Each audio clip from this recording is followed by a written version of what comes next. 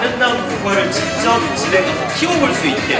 오늘 강원도는 처음이라고 들었어요. 제가 이제 그 조선시대 이전에 전통시대의 그 지방자치에 대해서는 연구하는 사람이 거의 없습니다. 많지 않아서 주로 이제 이 서울, 경기도, 인천 쪽은 제가 뭐 2달에 한 번꼴로 이제 특강을 개강하면 나가게 되고 여기 이제 처음 왔는데요. 주로 오늘 얘기 들으니까 오늘은 주로 행정자치 쪽으로 말씀을 하시네요. 거기선 대부분이 공무원은 없었어요. 공무원 안 듣습니다. 딴 데는 없고 전부 주민들. 노원구 갔더니 뭐 통반장들까지 와서 이렇게 하는데 여기는 특별히 전부 다 공무원이시라는 얘기를 제가 들었습니다. 그러니까 주로 이제 행정자치 쪽에 비중이 있는데 이 자치에는 행정자치도 있고 그다음에 주민생활자치도 있고 그렇습니다. 그래서 제가 얘기하는 오늘 강의 내용은 그 일반 그 행정자치도 있지만 신분제 사회이기 때문에 양반 상민 간의 그 서로의 헤게모니 신분적 관계도 있고 또 제 전공이 조선 후기 향약입니다. 향약이 이제 그 주민생활자치 측면도 있고 그 두 가지를 같이 겸해서 여러분들한테 말씀드리도록 하겠습니다. 근데 저는 이제 조선시대 전공인데 전통시대 다 뭐 조금 언급해야 될 필요가 있을 것 같습니다. 그래서 뭐 알다시피 어느 나라고 자치에서부터 시작돼서 지방 분권에서부터 시작됐습니다. 그러니까 우리가 삼국시대도 신라는 6개국이잖아요. 육부족이 있고 가야도 육부족이 있고 백제도 백이라는 것 자체가 여러 부족이 다 흩어져 있던 것을 하나로 100개를 묶었다 그래서 백제입니다. 그러니까 특히 유럽은 봉건사회인데 봉건사회라는 말은 봉건 영주들이 의해서 움직여지고 그것을 이제 나중에 왕으로 통합하고 황제로 통합하고 일본은 뭐 천황으로 통합하고 뭐 이런 식으로 진행됐던 거죠. 그래서 지금 여기 제가 하는 내용들은 그런 시대에 분권에서부터 시작됐다. 뭐 요거를 말씀드리도록 하겠습니다. 그다음에 고려의 지방 체계도 마찬가지죠. 왕건이 통일했지만 그 신라 시대 그 신라 하대는 그 호족들 신라라는 그 수도가 경주니까 한쪽 구석에 있었잖아요. 제일 구석에 있는 나라가 이 북쪽까지 통치를 하게 되니까 이 동경, 남경 뭐 이런 식으로 여러 가지 구소경을 둬가지고 통치를 했었거든요. 그러니까 호족들한테 통치를 이제 맡겼는데 중앙이 이제 무너지게 되니까 각 지역에 있던 그 이 호족들이 그 당시는 불교가 국가 이념이죠. 근데 불교가 국가 이념인데 그 중에서도 이 오교가 이 부처님의 경전을 가지고 믿는 것인데요. 요게 바로 이제 그 중앙 귀족들에 의해서 5개 종파가 나눠진 건데 신라하대에서는 호족들이 발해하고 중앙에서 각간들이 난이 일어나니까 중앙 집권이 흐트러지는 체제 속에서 중국에서 선종을 받아들이는 겁니다. 선종. 교종이 아니고 선종. 그래서 이 선종은 누가 만들었죠? 선종을 누가 만든지 아시는 분. 내가 기념품을 갖고 와서 이거 선물을 주면서 해야지 이게 학습 효과가 높은데 급하게 내려오느라고 지금 못 갖고 왔는데 이 선종은 여러분이 잘 아는 소림사의 그 달마대사가 만들었어요. 이 달마대사는 중국에서 온 스님입니다. 달마가 동쪽으로 간 까닭하는 영화도 있죠. 동쪽으로 간 까닭은 아무것도 아니에요. 불교를 전파하기 위해서 온 겁니다. 인도 스님이 달마 스님이 와갖고 그런데 실패했어요. 실패하고 소림사에 올라가서 9년인가 벽을 바라보고 적벽 바라보고 깨달음을 이제 얻은 거예요. 보니까 이 불교는 필요 없다. 부처의 마음이 내 마음 속에 있으니까 내가 부처가 될 수 있다라는 것이 선정이죠. 이것을 1대조가 달마입니다. 2대조가 해가란 스님이고 6대조가 해능이고 7대조가 우리나라에 들어왔어요. 7대조가 도의선사가 중국에 유학을 그때는 이제 우리는 옛날에 미국 유학 가야지 이제 되는 건데 그때는 중국을 가야 되는 거죠. 그래서 그 6대조에서 중국에서는 그 맥이 끊어지고 7대조라고 할 수 있죠. 뭐 중국서 인정을 안 하지만 도의선사가 중국에서부터 이 달마대사가 만든 선종을 들여갖고 전파를 하기 시작합니다. 그래서 전국의 호족들이 바로 하는 9군데에다가 이 전파됐어요. 그래서 이걸 구산문, 9개 산문이라는 것은 절이 이 선종의 9개 이 사찰이 있다는 건데 거기에는 9개 호족들이 존재합니다. 그래서 왜 이게 융합되냐면 그 지역에 있는 호족은 민중을 자기 편으로 끌어들여야 되고 이 산에 있는 이 사찰은 경제적 지원을 받아야 돼요. 그 호족들로 한테. 그러니까 이해관계가 딱 맞아 정교가 맞아 떨어진 겁니다. 그러면서 이제 통일신라가 무너지게 되고 이쪽 강원도 지역도 한 호족이 지배를 했죠. 누구죠? 어느 지역? 강원도는 어느 지역? 강원도. 원주예요, 강릉이에요? 강릉. 그 강릉 김씨가 있잖아요.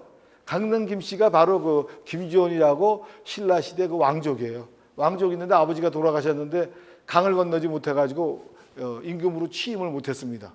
그러니까 취임 못하면 죽어야 되거든요. 그때는 라이벌은. 그래서 도망쳐 와서 강릉에서 그 강릉 김씨 시조를 이루는 사람입니다. 그 사람이 굴산사지. 강릉에 가면 폐사지로 굴산사지가 있어요. 바로 굴산사지가 강릉에 한 거대한 호족이 있다는 것을 알려주는 것입니다. 이제 그런 호족들이 전국에 발호하던 지역을 왕건이 통일했지만 그 쉽게 중앙 집권화시키기 어려운 이제 그런 상황에 들어간 거죠.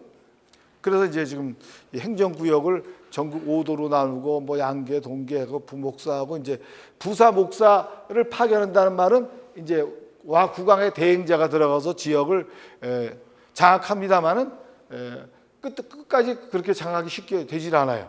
그 다음에 지역에는 호장이라고 부르는 향리들이 통치합니다. 왜? 이 고려라는 나라는 귀족 국가입니다. 귀족들에 의해서 이끌어가는 나라예요. 조선이라는 나라는 양반들에 의해서 이끌어가는 나라입니다. 중앙 집권적 양반 관료제라 그러죠. 그러니까 귀족들이 전국을 장악하고 있고 그 밑에 각 지역에는 호족들이 이제 다스려 갔던 거죠. 그 밑에 이제 촌장들이 이제 지배하는 거죠. 그래서 호족, 호장, 향리 뭐 이런 사람들이 되고 그다음에 각 호족의 아들들이 각 먼 지역에서 반란을 일으키면 안 되잖아요.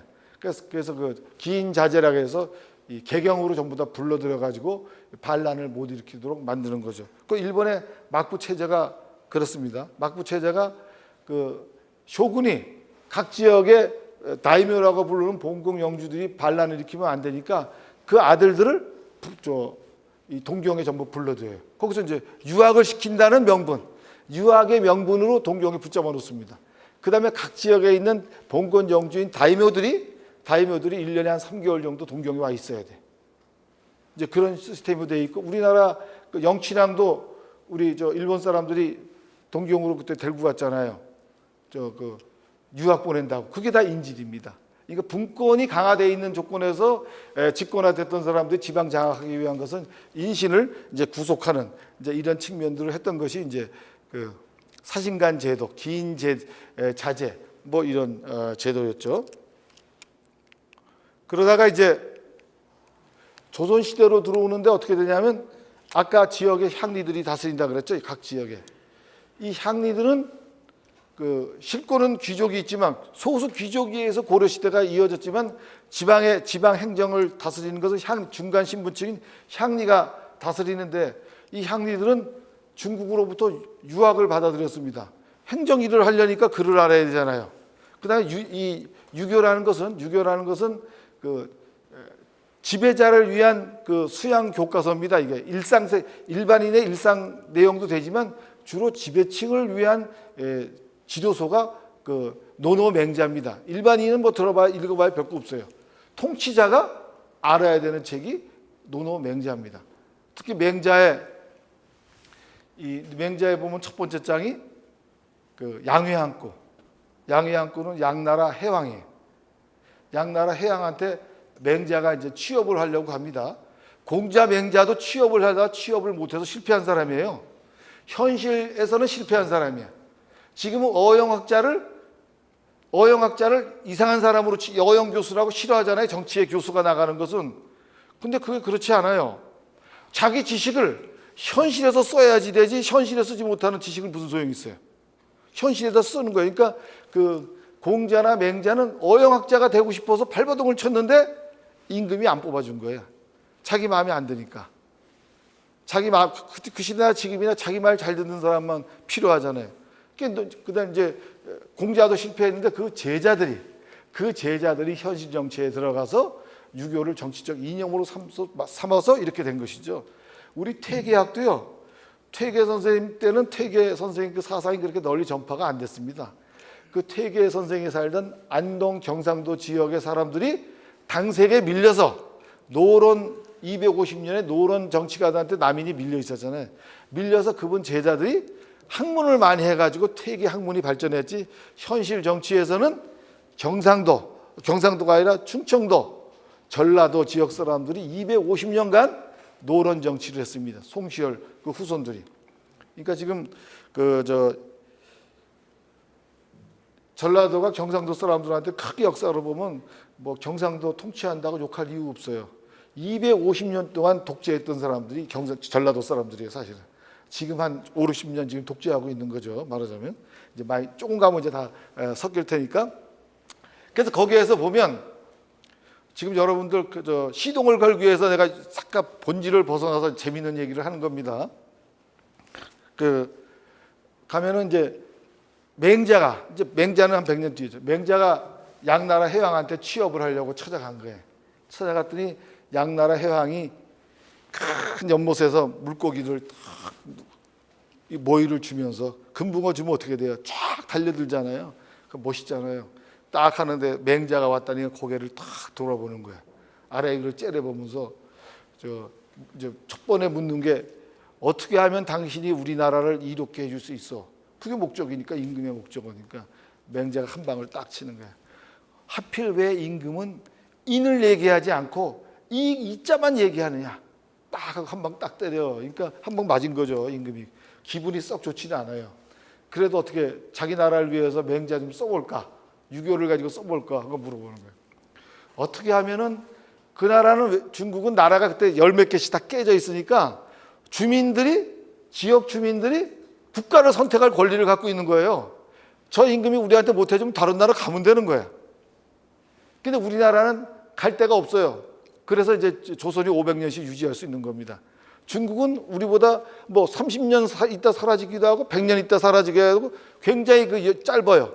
국가 수명이. 그게 이제 선택권이 있기 때문에, 여러 나라가 있기 때문에 경쟁 체제에 들어갔고, 우리는 지정학적으로 경쟁 체제에 들어갈 수 없기 때문에 나라가 이제 오래 유지되는 겁니다. 어떤 사람은 조선시대 이 법제가 아주 제도가 잘 발달해서 500년씩 됐다고 얘기하는 사람이 있는데, 실제는 선택권이 국민한테 없는 거예요. 국가를 할 선택권이. 하지만 중국은 국가를 자기가 선택하는 거예요. 그러니까 어떻게 하면 우리나라 인구를 늘릴 수 있습니까? 또 물어보는 거예요. 인구를 늘릴 수. 왜냐하면 지금이나 그때나 인구가 많아야지 세금을 매기고 노동력을, 생산력을 향상시키기 때문에 모든 그 군주의 생각은 인구를 늘리냐, 여기에 지금 모든 것이 들어가 있는 거예요. 그러니까 딱 얘기하는 거예요. 지금 그러면서 이제 뭐라고 그랬냐면, 맹자한테 군자도, 이 군자란 말은 멋있는 군자가 아니고 그대란 뜻이에요. 박군, 이군 하잖아요. 그게 거기서 나온 군자도 이렇게 물고기한테 모이 주면서 노는 그런 즐거움을 아느냐 하고 딱 물어봐요. 굉장히 교만한 거죠. 교만해. 그랬더니 맹자가 알고 말고요. 나도 임금님 같이 그렇게 즐기는 걸 안다. 근데 임금님이 지금 그 즐거움을 혼자 즐기지 말고 백성과 함께 즐긴다면 하루아침이라도 백성들이 임금님이 궁고를 져달라면 저녁에 궁고를 져줄 것이다 하고 딱 던지는 거예요.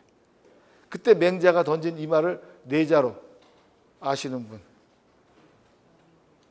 혼자 즐기지 말고 백성과 함께 즐겨라. 몰라요? 그 유명한 말인데, 여민동락. 더불려서 백성민자, 같을 동자, 즐길 낙자. 지금도 갖다 붙여야 돼요, 군청에는. 여민동락 하시라. 그 유명한 말이 바로 거기서 나온 겁니다. 그러니까 여러분이 임금이라면 자기를 톡톡 쏘는데 이 사람 데려다 쓰겠어요, 안 쓰겠어요? 그러니까 패스야. 또 제자들 수십 명 끌고 다른 나라로 가다 결국은 이제 고단하게 길에서 돌아가시는 거예요. 하지만 어쨌든 그 유교 사상이 그 제자들에 의해서 이제 발전돼서 우리나라까지 온 겁니다. 고려 시대는 불교 시대이기 때문에 유교는 학문으로 배웠지 종교로 배운 게 아니에요. 그러니까 상충되지 않아요. 상충되지 않아. 근데 지역에 있는 지역 행정을 다스리는 여러분들이 바로 저 향리나 같아요. 말하자면 지역에 고려로 말하면 이분들은 유교적 소양을 갖춘 사람이. 갖춘 사람. 근데 이제 더 이상 이 고려라는 나라가 원나라 간섭기도 당하고 존재하기 어려운 상태로 들어간 거예요. 소수 귀족들에 의해서 토탄이 백성들이 빠지고 여기에 들고 일어난 사람이 누구죠? 유명한 정도전이 향리예요. 정도전이 봉화 사람이에요. 봉화. 정도전이 이래서는 안 되겠다. 이런 귀족들한테 이 왕권한테 이 나라를 맡길 수는 없다라고. 왜 이 사람은 유교를 공부한 사람이거든요. 맹자는 혁명사상이 들어간 거예요. 혁명. 맹자에는 혁명이 들어가요. 혁명사상이에요. 왜 저 임금이 왜 우리를 다스리고 왜 우리가 통치를 받아야 돼요? 이유가 어디 있어요? 유럽에서는 그 정통성을 자기가 임금으로서 일반 백성을 그 지역 주민을 다스릴 수 있는 정통성을 누구한테 받았어요? 교황한테 받은 거예요. 교황. 교황의 임명을 받아야 돼. 그 왕이. 그래서 뭐 카노사의 굴욕이라고 교황이 힘이 셀 때가 있고 또 황제권이 힘이 셀 때가 있고 갈등이 벌어지잖아요. 왜? 교황은 뭐예요? 하늘의 대행자야. 우리나라도 있었다 이게. 중국도 있었어요. 중국은 천명 사상 때문에 그런 겁니다. 하늘에 내가 명을 받은 사람이야. 하늘의 권능을 내가 받은 사람이기 때문에 너네를 다스린다라는 명분을 갖추는 거예요. 그 천명 사상을 드러내 바로 천명 사상 때문에 천명 사상을 가지니까 하늘이 하는 모든 그 능력을 자기가 갖고 있어야 되잖아요. 또 비가 안 오잖아요.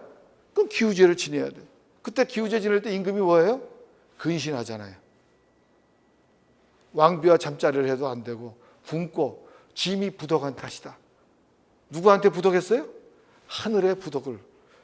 하늘에 부덕했기 때문에 자기가 비를 내려달라고 제사를 지내는 거고. 그 다음에 단오날 단오선을 줘요. 부채를 주는데 부채 이름이 단오선이야. 그게 뭐냐면 여름에 시원해야 될 거 아니야. 자기는 이 하늘의 이 일기를 관장하는 사람인데 신하들을 시원하게 만들어주니 그때는 에어컨이 없으니까 그 대신 부채를 주는 거야. 이걸로 너 시원하게 만들어라. 그 다음에 서빙고 동빙고에다가 겨울에 얼음을 잘라놨다가 신하한테 얼음을 내려주는 거예요. 그게 이제 이 천명사상의 이제 단적인 예로 보여주는 것이 이제 그런 것들입니다. 그러니까 이거는 맹자에 뭐라 그러냐면 임금이 임금답지 않으면 바꿔도 된다. 이렇게 얘기를 하고 있는 거예요. 조선시대의 임금은 맹자라는 책을 좋아하지 않습니다. 거기엔 혁명사상이 들어가 있기 때문에 혁명이란 말은 천명이에요. 천명을 바꿀 수 있다. 지금은 이제 천명이 누구로부터 나와요? 주민. 그렇죠. 우리 국민으로부터 나오죠. 주민으로부터 나오죠. 여기 군수님은 주민이 뽑으니까. 그러니까 시대는 이제 틀려져요. 틀렸지만 이제 여러 가지 시사할 점이 이제 있다 이겁니다. 그래서 이제 그 정도전이 자기는 힘이 없잖아요. 무력이. 이성계를 찾아가 가지고 구테타를 하자. 그래가지고 이제 이 고려 시대에는 향리였던 중간 지배계층인 향리했던 사람이 서울에 가서 이제 벼슬을 하게 되니까 사대부가 되니까 양반이 된 겁니다. 그래서 이제 이루어진 나라죠. 근데 이제 이 나라는 뭐죠? 그 유교를 정치적 이념으로 받아들인 거죠. 근데 이 유교를 그 의례로 만든 것이 주례입니다. 주례. 하나라, 은나라, 주나라. 하나라, 은나라, 주나라. 요걸 3대라 그래요. 3대. 그래서 전통 시대에는 3대 이상을 실현하는 겁니다. 우리는 새롭게 할 필요가 없다. 새롭게 할 필요가 없다. 하나라, 은나라, 주나라 때 만든 제도, 그걸 완성한 주례만 요것만 받들어서 시행하면 되는 거예요. 그러니까 요즘 말로 말하면 벤치마킹 하는 거예요. 남의 걸 갖다 표절하는 사람이 훌륭한 사람이야. 새로운 얘기하는 사람은 모난돌이 정맞다고 그 사람은 끝나는 거예요. 그게 전통시대의 이제 방식입니다. 그래서 이 주례를 참조해서 모든 것이 이루어져요. 근데 이 주례에서부터 이게 군신 공치를 주장합니다. 이성계나 이방원, 특히 이방원, 자기 아버지랑 같이 무력으로 이 조선을 만든 이방원은 국왕 중심이다. 임금이 이 나라를 통치하는 것이라는 생각을 했어요. 그런데 정도전은 생각이 틀려요. 유교 이념에 의해서 군신 공치, 임금과 신하가 같이 통치를 해야 된다. 근데 이방원이 그거 인정 안 하잖아요. 그러니까 죽이는 거예요. 그러니까 이제 정도전이 무력에 의해서 이제 희생당하는데, 그래서 이제 조선 시대를 뭐라 그러냐면 중앙 집권적, 그러니까 임금이 통치한 집권적 양반 관료제, 양반 유교적 이념을 갖춘 소양을 갖춘 양반들에 의한 관료제에 의해서 이루어진다. 그래요. 제가 여기서 또 질문 하나 또 던지죠. 조선 시대에 6살 먹은 아이가 임금 노릇 할 수 있겠어요, 없겠어요? 틀려도 돼요. 그냥 영했으면 하면 돼요. 할 수 있어요? 정확하게 맞아요. 할 수 있다. 대신할 수 있으니까. 바로 마찬가지. 대신하는 사람들이 대신입니다. 대신인데 그 대신이 바로 영의정, 우의정, 좌의정이에요. 그걸 대신을 이제 중국말로는 재상이라 그래요. 재상. 재상 정치가 당나라 때 완전히 만들어진 거예요. 그래서 우리는 당나라의 삼성육부 제도를 받아들여서 했기 때문에 조선시대는 임금이 훌륭하지 않아도 됩니다. 임금은 가만히 앉아도 의정부에 있는 영의정, 우의정, 좌의정들이 통치를 하면 돼요. 그리고 임금하고는 매일 아침 경연에서 글 공부, 한문 공부, 논어맹자 공부하면서 중국의 역사를 통해서 이런 상황에 중국의 왕은 이렇게 행동했다. 이런 것을 임금과 주고받으면서 이제 통치를 해가는 거죠. 그러니까 어떻게 되냐면 조선시대에는 이조 병주하는 6조에서 임금한테 절대 먼저 보고 못 올리게 돼 있어요.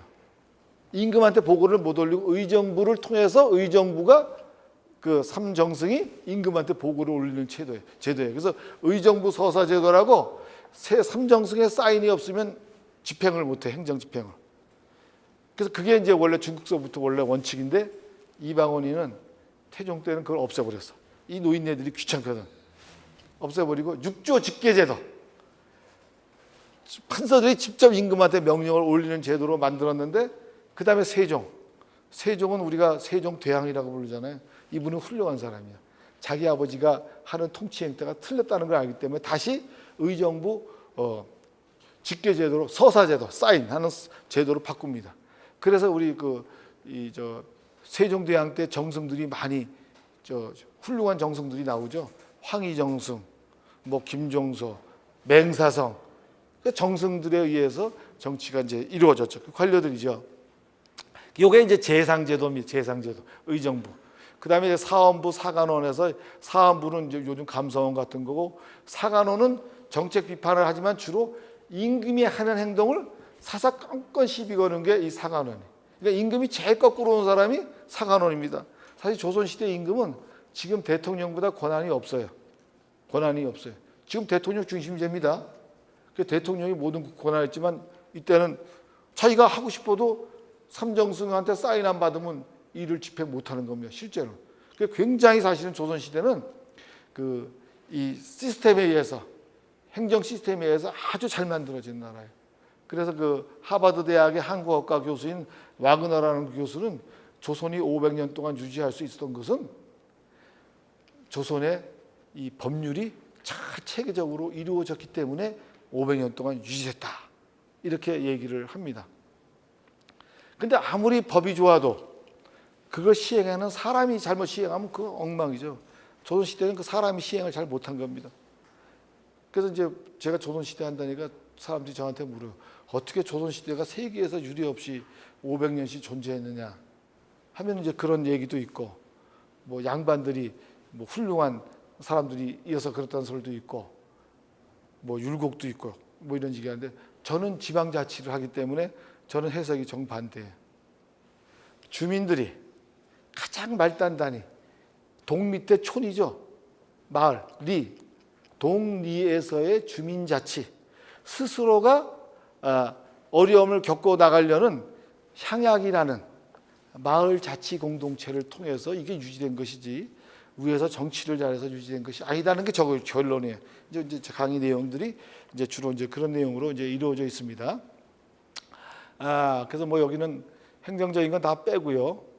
그러니까 수령이 지켜야 될 7가지가 수령 칠사가 있어요. 지방에 이제 국왕을 대행해서 가는 그 칠사가 7가지. 요 7가지를 임금님 앞에서 출발하기 전에 읽어야 되는데 이거 틀려가지고 발령 못 받은 사람이 있어요.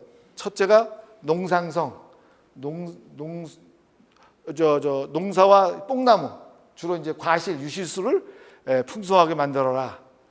두 번째가 인구증, 인구를 늘려야 됩니다. 인구를 늘려야 돼. 그래서 암행어사가 그 동네에 왔는데 그 동네에 나이가 든 생산 연령에 접어든 임신을 할 수 있는 연령에 젊어든 처녀가 돈이 없어서 시집가는 사람 있다. 그러면 그 수령을 처벌하는 거예요. 인구를 늘리는 게 그렇게 중요하기 때문에. 향약에도 나와요. 그 과년한 처녀가 돈이 없어서 비난해서 시집을 못 가면 향약에서 도와줘야 된다. 인구가 그렇게 중요한 거죠. 근데 학교형, 향교를 통해서 공부를 시켜야 되죠. 군정수, 군무 이런 것을 무기들 이런 걸 잘 수리해야 되고, 근데 부역을 공평하게 해야 되고, 사성간, 송사를 간단하게 해야 돼요. 간할식, 이 향리들이 나쁜 일을 백성을 토색질해서는 안 된다. 요 7가지가 수령이 지켜야 될 일이죠. 요거. 그 다음에 이 수령에 대한 이 관찰사는 뭐 하냐면 수령을 평가하는 업무밖에 없어요. 돌아다니면서 3개월씩 이렇게 돌아다니면서 수령의 업무를 평가해요. 매년 10점 만점에 10점 받아야 돼. 10점 만점에 10점 받아야지 다른 부서로, 다른 지역으로 수령으로 옮길 수 있어요. 이렇게 평가가 굉장히 엄격합니다. 환곡, 여기 관하 재정에 곡식이 어느 정도 100석이 있어야 되는데 90석밖에 안 된다. 그러면 평가에서 점수가 깎이겠죠. 다른 데는 못 가요. 그러니까 그 곡식을 축내지 않고 지켜야 되죠. 그때 내용이 뭐죠? 곡식을 축내지 않고 지키도록 했던 게 유명한 소설 있죠. 양반전. 박지원의 연암의 양반전이 그거죠. 양반인데 양반이 가난해서 관에서 환곡을 빌려 먹었는데 환곡을 갚지 못하잖아요. 그 환곡을 채우지 못하면 수령이 잘리는 거예요. 암행어사한테 평점이 떨어지는 거야. 그러니까 이 사람이 안달이 났잖아요. 수령이 안달이 나니까 어떻게 하냐면 그 당시는 노비도, 외고 노비도 사유재산이 보장됩니다. 그러니까 농사져서 돈 많이 버는 이제 부자야. 자기는 부자인데 양반이라고 양반집 7, 8살 먹은 어린아이 보고도 길에서 만나면 큰 절을 이렇게 하는 거야. 자존심 상하잖아요. 그래서 이제 이 수령이 꾀를 낸 거야. 양반 불러서. 야, 네 곡식도 빌려간 곡식도 못 갚는데 너 그 양반 신분 팔아라. 내가 팔아줄게. 그 다음에 이제 그 부자 졸부를 불러가지고 그걸 요호 분홍이라고 하는데 그 요호 분홍을 불러서 야, 너 양반 신분 살래? 사겠다고. 그래서 자기는 이제 이익을 채우면서 창고에 곡식을 채워놨잖아요. 그 내용이 그거예요. 그런데 이제 옵션이 있어. 단 양반 신분을 가지면 어떻게 해야 돼요? 길 가다 가르침을 뱉어도 안 되고, 남한테 욕설을 해서도 안 되고, 매일 아침 앉으면은 책상에 앉아서 노노맹자 책 읽어야 되고 등등 수십 가지를 쫙 나열하니까 이 사람이 못하겠다고 다시 던져버리는 그거죠. 바로 그런 시대를 그때 있는 실상을 연암 박지원이 양반전을 통해서 이제 풍자를 했던 겁니다. 말하면 신분과 이 경제적 능력이 비대칭되던 시절의 모습을 이제 보여줬던 거죠. 어쨌든 이제 있고, 그 다음에 이제 유양소라고 그 수령을 조선 전기에는 고려 시대에는 지방자치가 상당히 강했어요. 강해가지고 그 지역 말하자면 그 유지들이 수령을 견제할 수 있는 능력을 갖췄어요. 그러니까 조선 초기에는 국가도 향촌 사회를 다 지배할 수 있는 능력을 못 갖췄습니다. 그래서 이 양반들이 유양소라는 걸 만들어가지고 좌수별강 만들어갖고 수령의 비행을 감찰하는 이런 기능이 유양소에 있었어요. 요즘 말로 말하면 지방의회입니다. 지방의회를 조선시대에는 유양소라 그랬다. 조선시대는 굉장히 그 시스템이 잘 돼 있다 그러죠. 요즘 봐도 여러분 깜짝 놀랄 정도로 잘 만들어졌습니다. 지방자치 부분은 그 대한제국 이때 결론 나왔죠. 대한제국 때의 지방자치는 요즘보다 더 민의 의식이 더 높습니다. 그다음에 경제소라고 해서 이건 또 생략할게요. 이제 제가 2시간인데 시간을 앞에 계식한다고 많이 버려서 좀 줄이겠습니다. 그다음에 요걸 이제 이 유양소는 양반들을 대행해주는 신분우꾼이 좌수별감이 높지 않아요. 지금 말하는 이 향회가 바로 지방의회 기능을 수행합니다. 향원들은 이제 요때는 양반들끼리 뽑아요. 양반들이 뽑아서 이거 향원들을 뽑은 안을 향안이라 그래요. 향안에 등록된 사람이 이제 향원이 되고, 요 향원이 이제 바로 지방의회 의원하고 똑같습니다.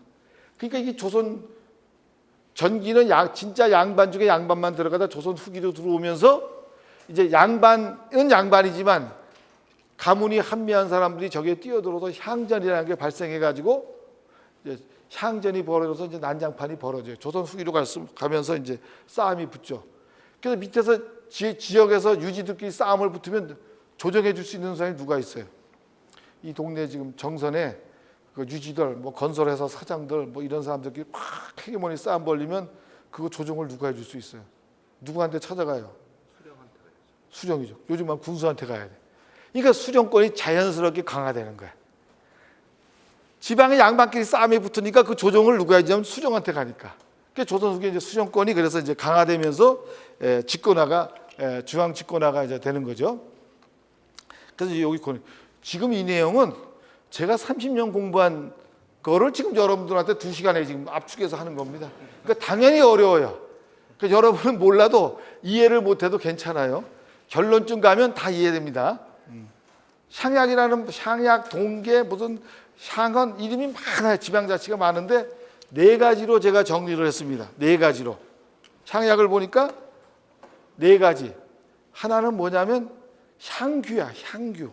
이거는 일반 백성하고는 아무 상관없어요. 지역의 양반들끼리 우리 스스로 지역민을 토색질해서는 안 된다.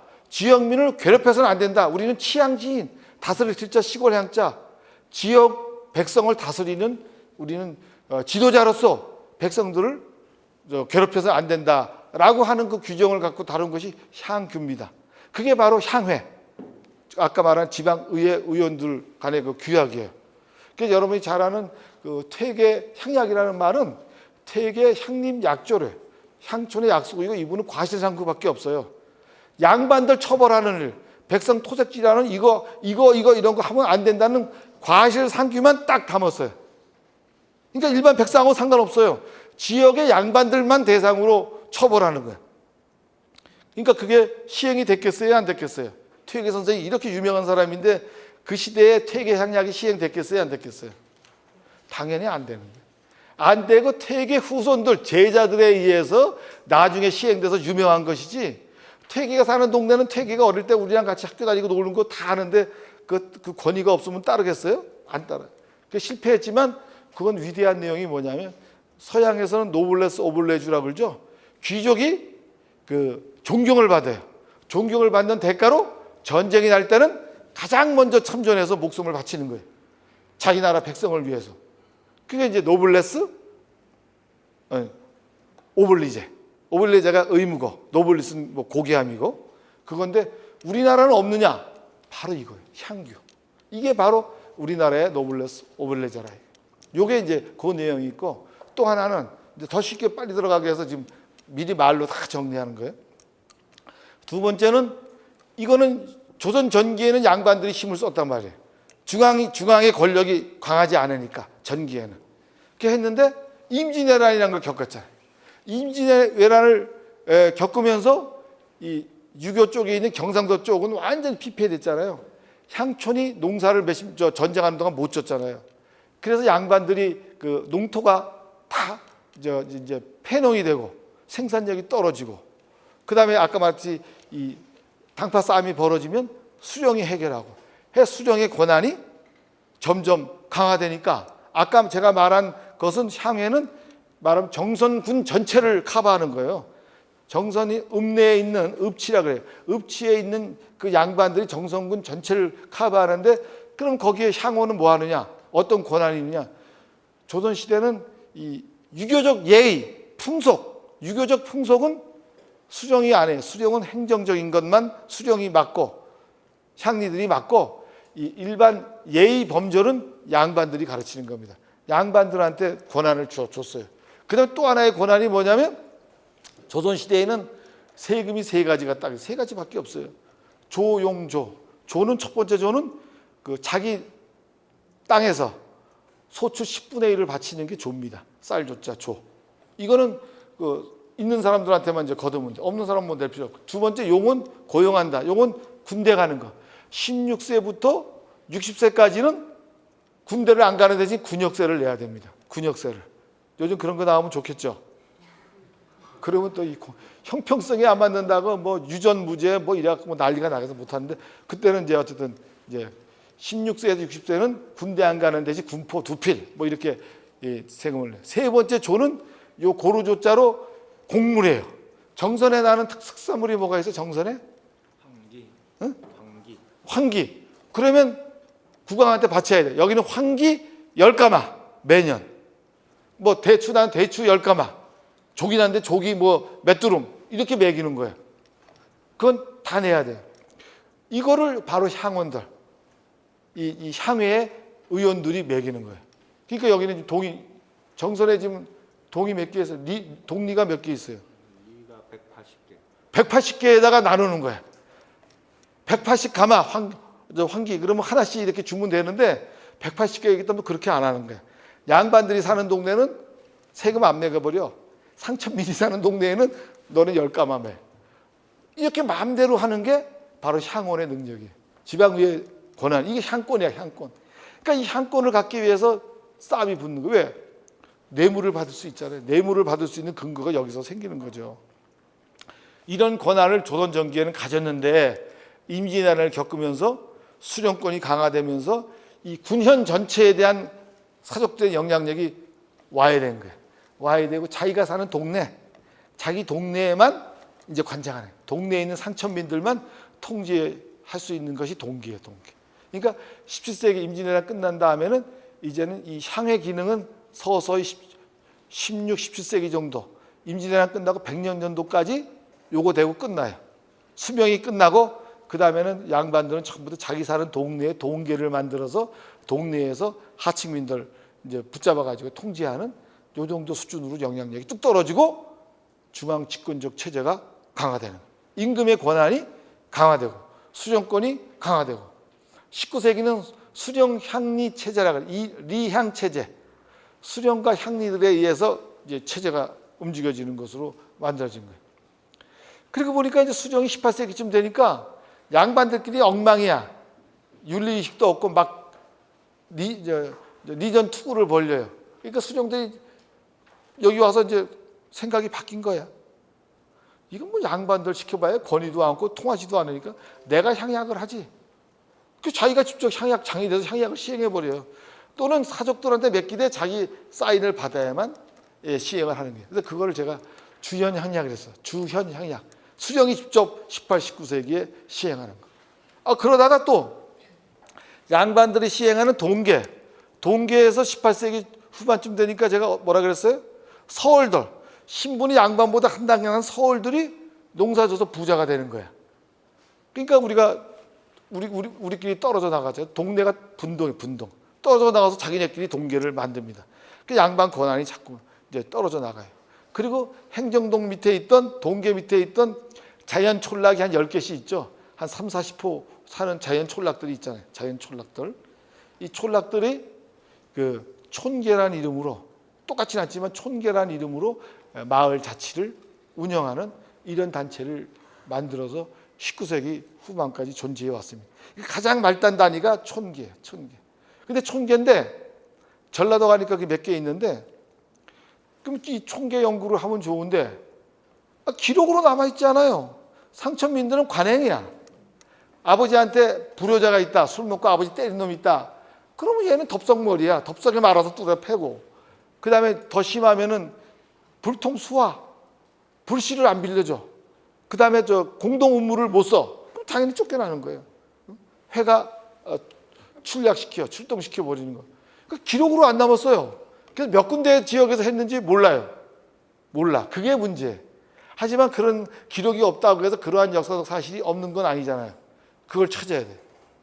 그래서 제가 촌계 기능을 가만히 들여다보니까 첫 번째 뭐냐면, 옛날에는 사신공동체, 마을 수호신한테, 동네의 마을 수호신한테 정월 대보름 날 동제를 지내는 거, 제사를, 마을 구슬. 아마 정선에도 있죠? 정월 대보름 날 조그만 자연 촌락에서 동제 지내는 거 있어요? 없어요. 성황당 제사 지내는 많을 거예요.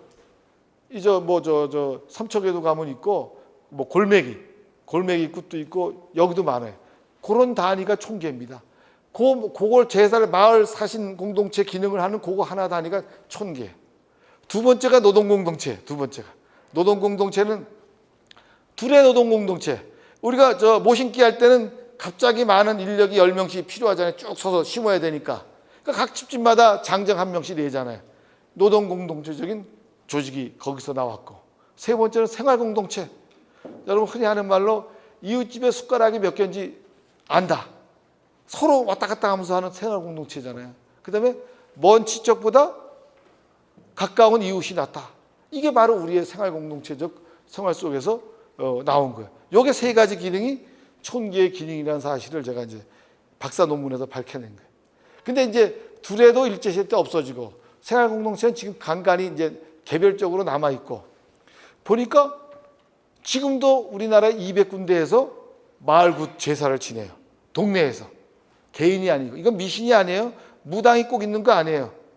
동네 사람들이 스스로가 마을굿을 제사를 지내요. 그래서 이게 촌계로구나. 이게 전통시대에 지금도 남아있어요. 그래서 제가 30년 동안 카메라를 들고 1년에 한 군데씩밖에 못 가요. 30년 동안 찍은 사진이 있는 거예요. 30년에 찍은 동네에 그 사람들 다 돌아가셔서 이제 그런 행위도 하지도 못해요. 사람이 없으니까. 그래서 그걸 가지고 제가 이제 마을 공동체 문화 이제 특강을 다니면서 하는데 이제 그게 우리 가장 말단 단위고 가장 많은 숫자로 존재했던 겁니다. 일본 사람이 그 촌제라는 뭐 이름으로 일제시대에 조사를 했어요. 일본 사람이 우리보다 우리를 더 잘 아는 거예요. 조선시대가 500년씩 왔던 힘이 어디 있느냐를 우리는 지금도 모르는데 일본 사람은 알았어요. 촌계에서 있었다는 걸 아는 거예요. 정신적 공동체가 촌계를 통해서 이루어졌다는 걸 알아서 조사를 했어 그때. 했더니 그 당시 1930년대에 1500군데가 우리나라에서 동계가 있고 촌계가 있다는 사실이 나온 거예요. 조선시대는 더 많았죠. 그리고 이 사람들이 요거를 전통적인 요 조직을 마을 공동체 조직을 없애야 되잖아요. 우리가 단결하면 안 되니까. 요걸 없애면서 바꾼 것이 뭐 사회치, 서양에서 들어온 그 뭐 조직, 사회치 조직 같은 거 있잖아요. 요런 조직으로 싹 바꿔버린 거예요. 우리의 전통 조직을 없애버린 거예요. 일본 사람은 정확하게 우리의 힘이 가장 말단단히 촌계라는 마을 자치 조직에서 있었다는 것을 일본 역사학자들이 알았던 거예요. 근데 우리는 지금도 몰라요. 지금도 뭐 중앙이 뭐 어떻고 임금이 어떻고 이런 소리만 하고 앉았다고. 지방자치가 제일 중요한 겁니다. 이제 그까지가 내 내용의 결론이고 이거는 아주 어려운 말이죠. 전문 용어를 좀 갖다 써서 그래서 하지만 한 번씩 이제 읽어보시면 되고 자, 또 지나갑니다. 넘어가고 이제 향규야. 향규는 양반끼리 하는 그 노빌레스 오블레저의 성격을 갖고 있다 그랬죠. 그 중에 대표적인 게 예한 향림 약조다. 치향지인 향촌을 리드하는 유지로서 위치를 나가고 했어요. 이건 뭐냐면 신래 사족, 새로 들어온 사족, 그 다음에 향리들이 향권 참여를 배제하는 동시에 제지 사족들의 하층민에 대한 무단 행위를 자율적으로 규제하는 이런 내용이 있어요. 근데 이것이 임진왜란을 겪으면서 제지 사족의 경제적 기반의 붕괴와 그들의 기반이었던 유황소와 향안이 소진된 상황에서 향약 동계 실시 등으로 사족 중심의 향촌 지배 질서를 임난 후에도 꾸준히 기득권을 유지해가고자 노력했다. 그 내용이고요. 그 다음에 동계는 지금 제가 말한 동계 있죠. 동계는 일양에서 사족의 영향력이 축소되는 과정. 일양이란 건 군 전체를 말하는 거예요. 사족은 그들의 동족적 경제적 기반인 촌락에서의 동계 결성에 관심을 기울이게 되고 임난 후 상하 동계의 시행이 그거다. 그럼 임난 직후에 상하 합계의 동계가 생겼어요. 그 말은 뭐예요? 임난 전에는 양반은 양반끼리, 상민은 상민끼리 서로 상호부조했다는 사실을 말해주는 거죠.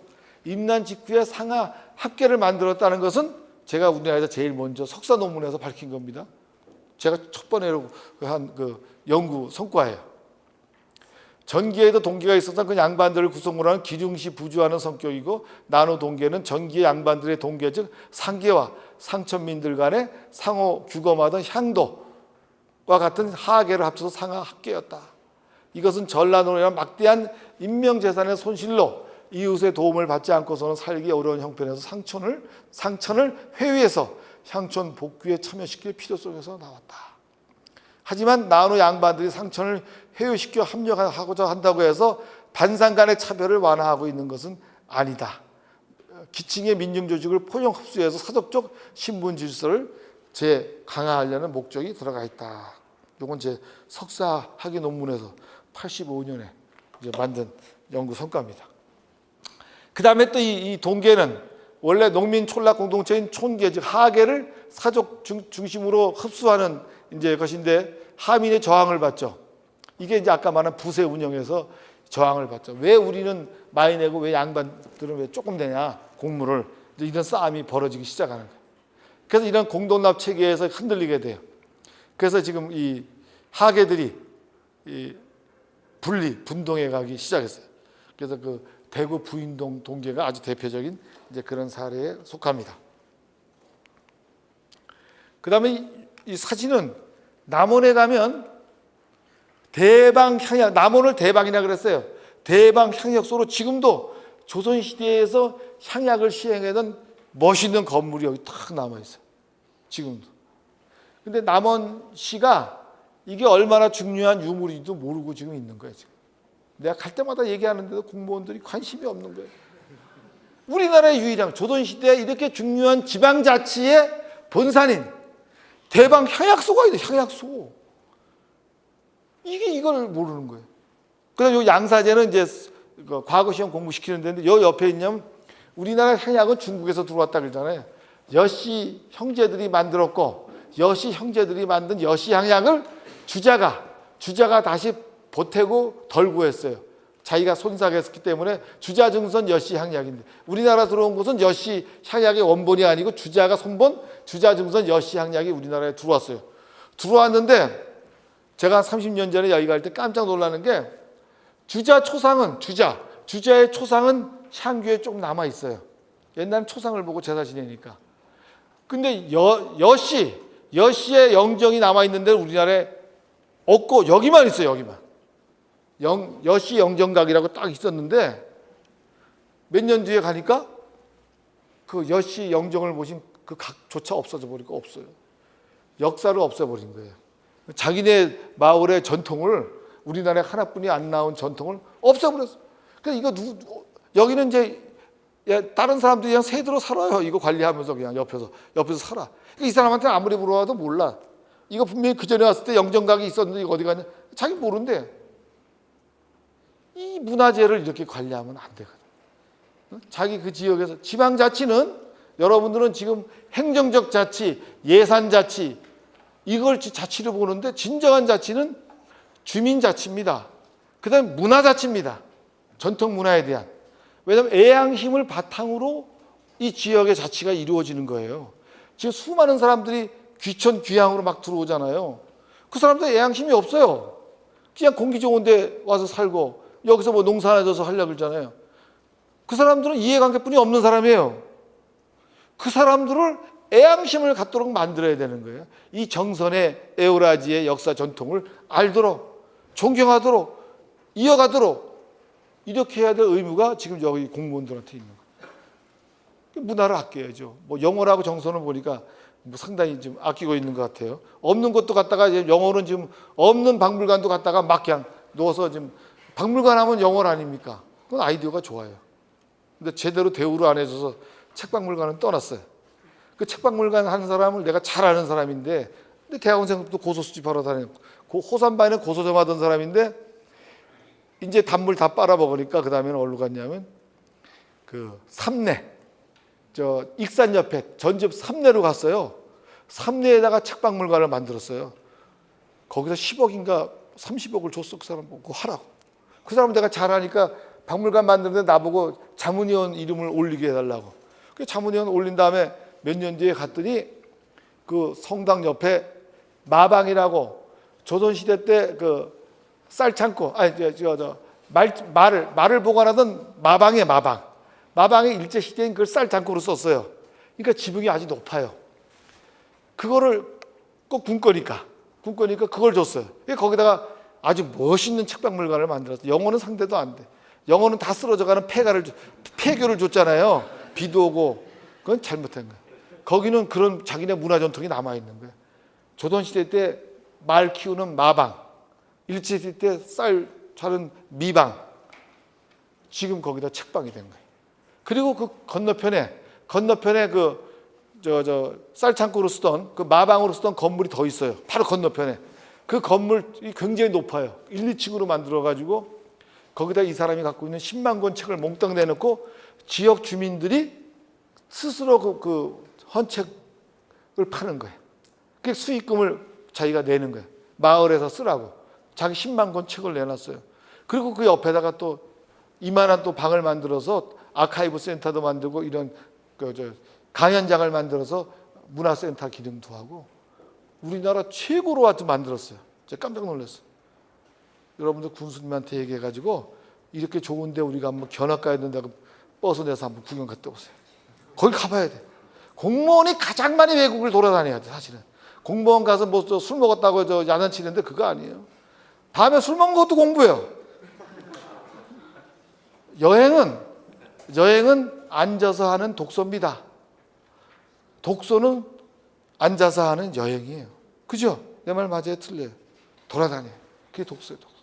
그러니까 저는 도리어 공무원들 외국 나가는 걸 막 통제하는 데 아니에요.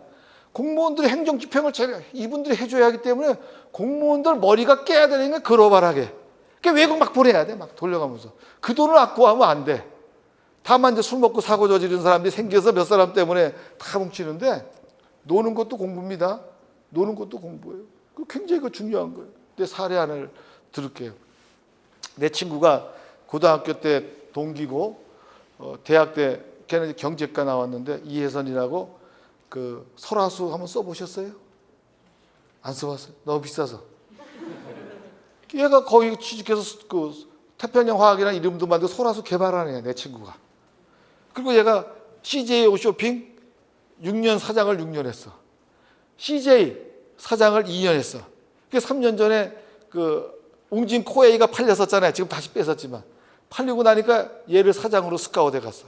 왜냐하면 태평양 화학의 방문 판매 하는 아가씨들이 3만 명 되잖아요. 얘가 그걸 관장해 본 사람이에요. 부사장으로. 그러니까 우리나라 방문 판매 1인자야. 근데 코웨이가 뭐죠? 그게 방문 판매하잖아요. 렌트 하니까. 그 얘를 스카웃 해간 거예요. 그랬더니 얘가 제가 교양대학 교수인데 우리 교양대학의 어느 교수가 특강 강사로 이 사람을 불렀어요. 그 잊어먹고 있다가 얘를 만난 거예요. 끝난 다음에 내가 저녁 이제 대접을 해줘. 내가 학장이니까. 오래간만에 반갑다 얘기하는데 코웨이가 있대. 그래서 야, 그럼 그 물장사 아니냐? 그렇대. 내가 그 자리에서 카피를 뽑아줬어. 좋은 물은 피부가 먼저 마신다. 어때요? 탁 들어오죠? 그러면 이게 내 머리에서 나온 걸까요? 아니야. 그 한 달 전에 우리 동네에 있는 찜질방에 갔어요. 찜질방에 욕탕에 가가지고 또 앉아 있는데 그 벽에 좋은 물은 피부가 먼저 마신다고 써 있더라고. 그거를 애운 거야, 내가. 저는 내가 모르는 거는 무조건 애워요. 애워야 돼요. 자기가 보고서 아는 거는 그건 자기 거 아니야. 자기 말로 써먹을 수 있는 게 자기 언어고 자기 겁니다. 그게 내 거가 된 거야, 이제는. 그러니까 내가 걔한테 써먹을지도 몰랐는데 내 머릿속에 딱 들어와 있으니까 그 자리에서 준 거야. 근데 이 돈 버는 사장들은 틀려요. 요거 딱 머릿속에 집어넣고 있다가 몇 달 뒤에 문자가 왔어. 박 교수, 중앙일보에 그 한 귀퉁이에 요 네모나게 요만하게 해서 물 떨어지는 걸 이렇게 만들어서 내가 쓴 카피를 3개월 동안 그 귀퉁이에 계속 나가는 거야. 3개월간 내 광고가 나간다는 거야. 내가 준 카피가. 그래서 내가 저걸 카피료를 내라 그래야 되나. 나도 베낀 건데. 그래서 내가 야, 밥이나 한번 잘 사. 그리고 이제 끝났어요. 이제 다음 달에 또 한번 이제 그 특강하러 오는데 그런 겁니다. 공무원들이 외국이나 우리나라 딴 지역 돌아다니면서 이렇게 얼마든지 그쪽 생각을 가지고 있으면 꼭 필요한 게 눈에 들어와요. 자기 머릿속에 없는 건 봐도 본 게 아니야. 필요한 건 들어온다. 그리고 항상 메모해야 돼. 전 내가 모르는 사실을 알려주는 거는 내 핸드폰을 우리 집사한테 맡겼구나. 메모 계속 받아 적는 거예요. 박근혜 보고는 뭐 수첩공주라고 하는데 그거 훌륭한 사람이야. 다만 그 통치 방식의 리더십을 못 갖췄기 때문에 문제가 있지, 받아 적는 건 좋습니다. 언제 어디서 써먹을 줄 몰라요. 언제 어디서 써먹을 줄. 여기가 원주 교구전에 제 카톨릭 신자거든. 제가 하나 멋있는 건배사 하나 알려드릴게. 나하고는 뭐 술 먹을 일은 없으니까. 아니 거의 뭐 토론자로 갔더니 지금 새로운 저 주교님이 계셔요. 아 주교님이 이제 우리 선생들 학술대회 카톨릭 발표 끝나고 나더니 건배하자고 딱 이 신부님들이 술을 좋아하셔요. 술 담배를. 여자는 싫어하고. 그래서 이제 폭탄주로 탁 돌리면서 건배사를 하는데 뭐라 그러냐면 거식이래. 탁 이제 거식이 이제 하나씩 돼요. 그럼 내가 불러줄게. 알려줄게. 거 해봐요. 거부하지 말고 시키는 대로 기분 좋게 마시자. 딱 거시기. 얼마나 멋있어요. 그 자리에 써갖고 난 계속 써먹어요. 또 하나 더 알려드릴게. 이양원 거 뭐 멀리 왔으니까 뭐 다 공짜로 배운 거리 공짜로 다 드릴게. 이기자. 한번 불러봐요. 이런 기회를 자주 갖자. 멋있잖아. 술 먹으면서 탁 칠 때. 나 어제도 우리 교양대 교수들하고 밥 먹으면서 건배하면 딱 해. 뭐 이거 말도 좋은 건배사 많아요. 저 핸드폰 꺼내면 수백 개 건배사가 있어. 왜 건배사 할 때 돌아가면서 하잖아요. 남들 거 내가 다 적어놔. 다 적어놓고 이제 내 거가 된 거야. 벤치마킹이야. 이 성경책에도 나와요. 전도서에. 이 세상은 뭐하고 안에 새로운 것이 어디 있느냐. 새로운 것이 없어요. 이게 공무원들이야말로 많이 출장 보내고 돌아다녀요. 그 삼내 그 책방 꼭 가자 그래요. 진짜 그건 영어로 해서 대접을 못 해준 거야. 그렇게 전폭적으로 10억씩 주고 막 해줘봐요. 삼내 책방이라고 했어요. 꼭 가서 보세요. 박물관이 삼내 그 교회 옆에 박물관이 있고 길 건너에 헌책방이 있고 거기 가면 아주 품격 있게 만들어놨습니다. 여기도 보니까 여러 군데 다녔는데 아주 강의실 분위기가 참 좋네요. 품위 있게 잘 만들어놨는데 그렇게. 그 다음에 제가 미국의 그 프린스턴 지역에 사는 프린스턴 대학이 아니고 프린스턴 그 시 이름이거든. 프린스턴 시에 사는 한국 사람들이 저를 초청했어요. 제가 이제 뉴욕에 1년간 연구년 가 있을 때 소문이 나가지고 특강을 하러 갔더니 제가 특강하는 장소가 어디냐면 그 프린스턴 시 법원이야. 프린스턴 시 법원에 판결하는 데를 저녁에는 NGO 단체들 주민한테 다 빌려줘 갖고 판사가 판결하는 데를 이렇게 의자가 많이 있으니까 여길 특강 장소로 빌려다 쓰더라고요. 그러니까 이런 장소도 얼마든지 이 정선 시민들한테 저녁에 안 쓰면 다 개방해야 돼. 요즘 알려지지 못할 게 어디 있어요. 세상에 다 하는 거니까 적극적으로 사람들이 요청할 때 하면 그 행정이 늦은 거야.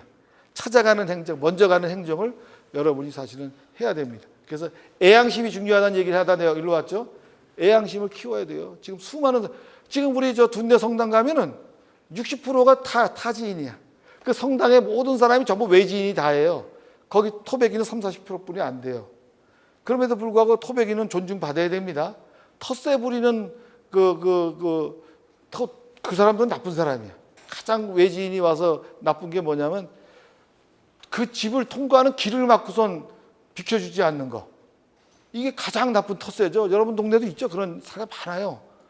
분명히 이건 공로야. 공로인데도 자기 집 앞 지나간다고 자기 차 딱 막아놓고. 우리 횡성에서 보니까 그런 일을 많이 자행하는데 그건 산적이죠. 산적이야. 그건 산적. 자, 어쨌든 이 남원이 이렇게 귀중한 이 조선시대 이 유물을 갖고 있는데도 활용을 못하더라 이거야. 영어는 없는데도 막 갖다 불러가지고 그냥 온갖 박물관 클러스터로 만들잖아요. 정선도 뭐 하는 거 있어요 지금? 한번 자랑 한번 딱 해봐. 오일장을 살렸고요. 오일장은 딴 데도 다 있어요. 정선처럼 유명. 여기 며칠이에요? 27. 27장. 내가 지금 외우지 못하는데 왜 2일 7일이? 왜? 그 이유를 아셔요? 난 그 설명문을 안 봤는데 이 1, 6, 2, 7 이게 풍수입니다. 이 동네 제일 유명한 그 산의 그 모양이 목화 토금수로 나눠져요. 그래서 뭐 목의 형태면 3, 뭐 화의 형태면 2, 토의 형태면 1 이렇게 정해져서 여기에 있는 여기 유명한 산이 뭐예요? 조양산 가까운데 그 조양산의 그 형태가 목화 토금수 중에 2의 숫자에 해당하는 그 향에 있기 때문에 2, 7이 되는 거예요. 아, 그 정도는 아셔야지. 참, 왜 좀, 큰일 났네, 큰일 났어. 그거는 다 하는 거예요. 그거 특색이 아니고, 없는 것도 갖다 만들어야 돼요. 필요한 게 있으면, 스카웃을 해갖고 와서 유물, 저는 이제 고소수집가예요. 고소수집하고. 그러니까 고소라든가 물건이라든가, 또 제가 아는 사람은 뭐라 그래요. 촛대 잔. 촛대만 2,500개를 수집하는 사람이 있어요. 그 박물관을 만들자고 해도 동두천에서 박물관 져준다고 막 그러는데 너무 멀다고 또 안 간다고 그러더라고요. 그러니까 그런 수집가들, 특이한 수집가들 같이 여기가 지금 5일장, 농촌 이런 거 가지고 하면 어떤 새로운 것이 있을까?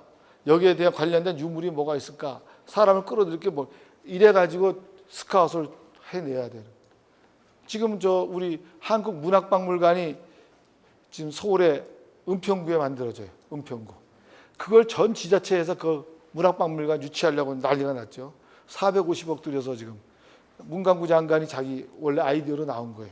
그런데 어쨌든 문화자치도 중요하다는 얘기예요. 진짜. 그냥 문화단체들을 뭐 민예총 하는 뭐 그런 것만 말고 스스로 여러 가지 지역 주민들이 활동할 수 있는 이런 것을 해주는 게 더 중요해요. 행정자치는 행정 조례에 의해서 뭐 척척척 하면 돼요. 주민들 스스로가 자발적으로 나설 수 있도록 마당을 깔아주는 게 행정에 진짜 해야 될 일이에요. 이게 제가 전공하는 원본이에요. 원본. 여기 보세요. 향규란 말이 가짜가 아니고 그 1700년대 그 문집에 향규를 쓴 후에 쓰는 이제 후일담이야. 제향규 후. 향규란 말이 향규란 무슨 규약이냐? 향촌에서 우리 향의 풍속을 상가 두텁게 하는 것이다. 근데 이제 야박해, 야해지고 이 문이 부족해. 이런 까닭에 순박한 뭐 이런 것을 좋은 곳으로 이끌으려고 한다. 풍습이 나빠져서 향약을 시행해야 된다 하는 내용을 쓴 겁니다. 제가 1차 자료를 보여주는 겁니다. 지금 조선시대에. 그 다음에 이분이 이제 만든 향약이 전형적인 이제 향약이에요. 보면 이제 향약 정규 해서 부모를 섬기면은 효를 다해라. 진실로 효를 다해라. 자제를 가르칠 때는 의리로서 가르쳐라. 참 근데 이게 문제예요. 요즘 자식한테 모범이 되는 아버지가 없거든. 그러니까 애들이 지금 잘못되는 거예요. 그건 제 얘기하는 겁니다. 여러분 얘기 아니고 내 얘기하는 거예요. 그 다음에 이제 뭐 형제간의 우애를 지켜라, 웃사람을 공경해라, 이웃간에 화목해라, 뭐 이런 거. 그 다음 요게 또 중요해요.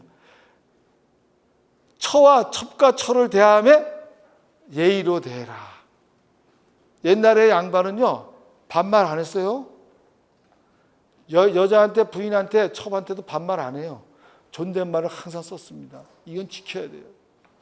그래서 저는 이 향약 전공하기도 전에 벌써 저는 연애할 때부터 우리 집사람도 뒤에 앉아 있지만 나 혼자 오기 힘들잖아요. 1시간 반을 여기서 오는데 둔대역에서 내려서 차를 거기다 뒀거든.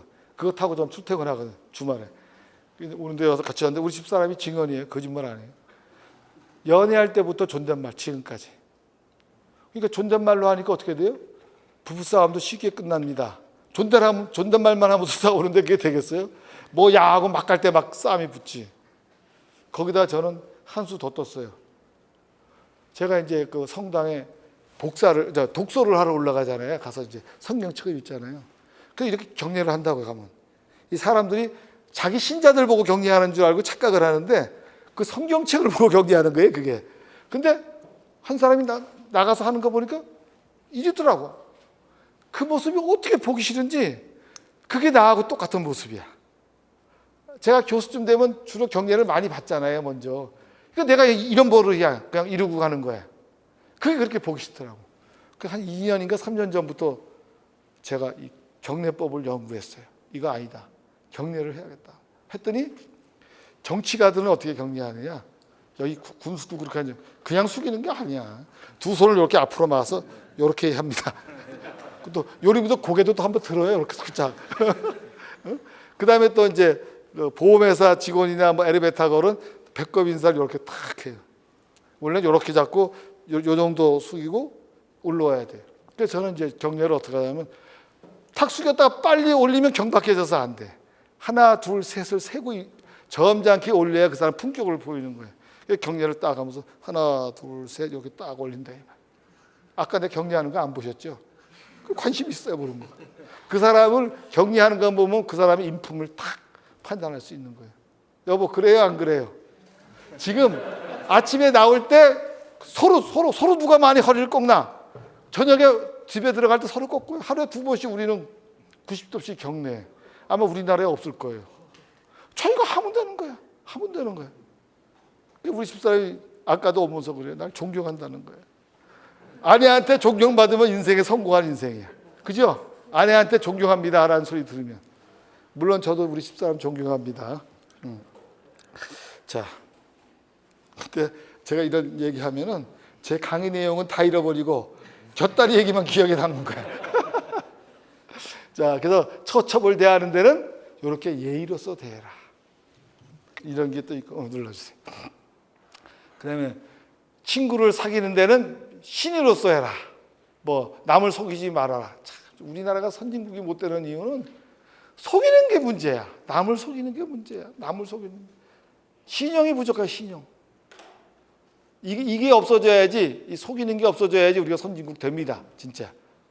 선을 보면 반드시 행하고 뭐 이렇게 쫙 해서 요게 이제 아까 덕업상권 서로 권하는 거, 과실상규 부모에 순종하지 않는 자, 형제끼리 싸우는 자, 가도패란 자, 가도패란 자 보면 그 부처가 때리고 욕하는 거, 이런 그 다음에 이제 정처를 구박하고 쫓아내고 처로서 대하는 자, 요건 다 잘못된 거죠. 옛날에 그 여자가 남자를 많이 때려 죽였어요. 잘 때. 그 조선시대 정조 때 보면 추간지라고 그 살인 사건 기록한 책이 있어요. 추간지에 보면 잘 때 남편 돌로 때려 죽인 여자 많아요. 이거는 선악은 옛날이나 지금이나 똑같아. 인간의 행동은 옛날에도 조선시대 나쁜 사람 다 있었고 좋은 사람 다 있었고 지금 똑같습니다. 그 다음에 이제 이 사섭 관부 유관 향풍자, 관에서 일어나는 일에 간섭하는 건 철저하게 막았죠. 그건 안 돼. 그 다음에 자기가 힘세다는 걸 믿고 관의 힘을 믿고서 사사로이 나쁜 짓 저지르는 자, 그런 게 있고, 그 다음에 이제 향장을 능욕하는 자, 그 다음에 여기 계속 나와 이제 친척 불목자, 정처 소박자, 이런 사람 다음 페이지 다 이제 혼나는 거예요. 그러니까 이 향약이 얼마나 무서운 거냐면 경국대전에 일상생활을 규제하는 법이 없어. 이건 완전히 일상생활을 규제하는 법이에요. 사사로이 퇴 30대까지 때려요. 그래서 이거는 국가에서 시행하라고 한 적은 한 번도 없어요. 수령이 가서 통치의 보조 수단으로 향약을 시행하는 거예요. 근데 그 동네 사는 사족들이 상천민을 통제하기 위해서 사사로이 하는 거예요. 그러니까 이건 착한 사람이 이걸 시행하면, 좋은 사람이 시행하면 좋은 건데, 이 상천민들한테 뭐 뺏어 먹으려고 하면 이게 나쁜 법이, 악법이 되는 거예요. 그래서 정다선 선생은 그랬어요. 향약은 지고재소한 수령들이 시행을 하는데 잘못 시행하면 도적보다 더 나쁘다. 지고재소는 뭐냐? 지고, 뜻은 높고 재주는 소홀하다. 뜻은 높은데 재주는 없는 사람들이 향약 시행해서 돈 뜯어먹는 거로 이용한다 이거예요. 정초 소박했다는 소리 들으면 불러다가 권장을 때리는 거야. 그냥 영문도 없이 네 죄를 알렸다 네가 이렇게 하는 거거든. 한참 두드려 맞는 거야. 무슨 죄인지도 모르고. 그러다가 너 처를 소박시켰다면서 뭐 이렇게 가면 이제 그때 알고선 돈 바치는 거죠. 이거 진짜예요. 사학과 교수가 하기 때문에 진짜라. 그다음에 뭐 그 염치를 돌보지 않고 선비의 품을 훼손하는 자. 그다음 강한 것을 믿고 약한 것을 능욕하는 자. 그래서 이제 뭘 뺏는 자. 그다음에 남을 모함하는 자. 요즘 하는 거 다 있어요. 요게 중요해. 요게 중요해. 환난역급 좌시불구자. 환난을 당했는데 역급 힘이 미쳐 도와줄 수 있는 거야. 도와줄 수 있는데 가만히 앉아서 보고만 있고 구해주지 않는 자. 요즘 헌법에도 저런 건 없죠. 옛날에는 옆에 사람이 굶는 거 도와줄 수 있는 능력이 있는데도 안 도와준 것도 처벌이야. 이거 아주 무서운 법이죠. 하지만 좋은 법이에요. 요즘도 있어야 돼요. 있으면서 안 도와주고. 그래서 옛날 우리 조선시대 선비들 고택 가면요, 지붕이 이 지붕이 다 낮아요. 지붕이 아니고 뭐라 그래? 굴뚝이 그 담보다 낮게 깔았어요. 왜 딴 사람들 굶는데 자기네끼리 밥해 먹고 연기가 올라가면 저 사람들이 싫어하니까 굴뚝을 놔서 연기를 밑으로 깔리는 거예요. 바깥에서 안 보이게. 근데 그게 또 과학이야. 연기를 밑으로 깔아서 쫙 돌리면 모기들이 없어지는 거예요. 그런 그 장점 동시에 과학인 거예요. 조선시대 사람들이 상당히 과학자입니다. 여러분들 한번 이제 어디서 놀러 간다, 야유회 간다 그러면 윤증고택, 충청도 논산에 윤증고택이 있어요. 글로 한번 놀러 가세요. 저는 매년 한 번 내지 두 번 우리 조선시대 생활사 내 강의 듣는 애들에게 답사를 꼭 합니다. 그 고택의 사랑채가 기가 막혀요. 사랑채. 아버지, 아들, 손자가 같이 기거하는 건데 그 뒷채 안채는 여자가 주인공이에요. 안방 마님 소나기에 딱 놀도록 돼 있어. 그 안방 한쪽에 딱 자기 방 마루에 대청에 딱 앉으면 남편들이 어떻게 움직이는 걸 다 봐. 모든 시선 처리가 자기 소나기에 그 안방 마님한테 다 들어오게 쫙 돼 있어. 그래서 딱 보면 자기 아들이 화장실에 자꾸 들락달락하는 게 보인다. 그러면 며느리 시켜서 설탕물을 갖다 줘라. 딱 이렇게 하는 거예요. 조선 시대에는 그 안방 그 주인이 모든 관리를 다 했어요. 바깥 사람이 그 집안 일을 관리 안 합니다. 임금도 마찬가지예요. 왕비가 궁녀들 관리할 권한이 있어요. 우리 텔레비에 보면 막 후궁이 왕비한테 대들고 막 그러죠. 그 엉터리예요. 조선시대는 그럴 수가 없어요. 왕비가 일어나면 후궁들이 쫙 줄 서서 절해야 돼요. 까불고 한마디 하면 큰일 나는 거예요, 진짜. 물론 이제 장희빈이고 뭐 이거 이제 몇몇 예의는 있지만 실제는 그렇다 이게. 모든 왕실 관리는 왕비가 한테 모든 손에 달린 거예요. 그래서 그리고 이제 그다음에 이제 아주 환난 역급 좌시불구자. 그다음에 수관 차임, 자기가 관에서 뭐 향리 뭐 이런 것을 했다는 그 공물 빙자해서 사사로이 하는 자. 그다음에 남의 혼인 상제를 까닭 없이 넘기는 자. 혼례나 제사를 지내지도 않고 지나가는 자도 처벌이야. 네가 왜 우리 집 일에 간섭하면 그게 아니에요. 공동체 조직이라 이거야. 너 네 부모 왜 제사 안 지냈냐? 혼내는 거야. 그때 동네 사람이 회식하는 날이거든. 그때 고기 한번 먹는 날이거든. 그다음에 이제 다 빼고 쭉 빼고 그다음 세금, 붉은 조보, 도면 요역자, 음역자. 이 세금을 안 내려고 도모하는 자. 이거 처벌이에요. 처벌. 공자 실의자, 문자 실의자. 의자에 앉았는데 옆으로 떡 기대서 건방지게 앉는 자리. 그다음에 좌중에서 선쟁자, 시끄럽게 떠드는 자. 그다음에 공자 태편자, 등받침이 없으니까 뒤로 딱 등에다 기대고 다리 딱 벌리고 앉는 사람 있죠. 빈 자리로 자리를 비워놓고 뒤에 편하게 앉는 자라는 뜻이에요. 요거 다 처벌이야. 그러니까 이 향약 적용시키면 다 처벌받는 거야. 꼼짝 못해. 그러니까 양반이나 수령은 이거 시행하고 싶은 거예요. 이상은 하벌, 상중하로 탁 해서 면책 시벌. 그럼 그다음에 이제 행지 황당 작주자. 모르는 사람이 동네에 나타나면요, 착곡부터 시켜 무조건 수갑부터 채우는 거예요. 옛날에는 그렇게 무서웠어요. 그다음에 기륭 부조에 약에 참여하지 않는 자. 이 향약에서의 좋은 점은 뭐냐면 가장 많은 그 인력이나 물자가 필요한 것이 혼례, 상례죠. 상례에는 땅을 파야 되고 관을 매야 되고 이기 때문에 이 혼상시 부조가 제일 중요합니다. 혼상시 부조가. 요즘 보면 우리 학교에서도 장인 장모 돌아가신 것까지 다 뿌리더라고. 그거 좀 심한 것 같아. 이 부의금 내는 게 요즘 그거 좋아요. 우리 학교는 김영란법에 의해서 사인을 우리 하는데 결혼식에 안 가서 사인만 해주면 되는데 봉급서 띄도록 5만 원이야 무조건. 10만 원 적어도 5만 원만 딱 띄워주는 거야. 여기도 그래요? 그런 건 없습니다. 하여튼 이건 김영란법을 빙자해서 통일시켰어 우리 학교는. 여기도 그렇게 버려요. 김영란법에 준해서 5만 원이다. 이거 너무 편한 거야. 그랬더니 좀 또 억울하게 또 생긴 거야. 그 전에 내가 10만 원씩 다 냈는데 그걸 못 받게 생긴 거야 이게 지금 또. 뭐 이렇게든 저렇게든 하여튼 그래요. 예속상교 요게 또 재밌어요. 자기보다 나이가 배면은 20살인데 40살쯤 되면 아버지 모시듯이 모셔라 이거야. 10년 이상 위면은 형 모시듯이 모셔라 이거야. 이거 멋있어요. 딱 서열을 딱 정해놨어요. 그러니까 아래 위에 10년은 다 친구야. 그 얼마나 좋아요.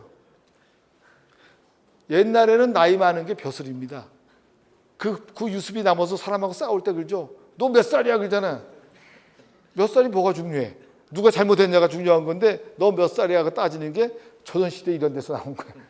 나이가 벼슬이에요 조선시대는. 여기 지금 딱 하고 이제 그 정리가 하여튼 복잡하게 뭐 나이 이걸 복잡하게 정리해 놨잖아요. 그다음에 넘기세요. 여기 환난상율에는 상에는 상역부주 풍원 일할 사람을 이제 보내주는 거예요.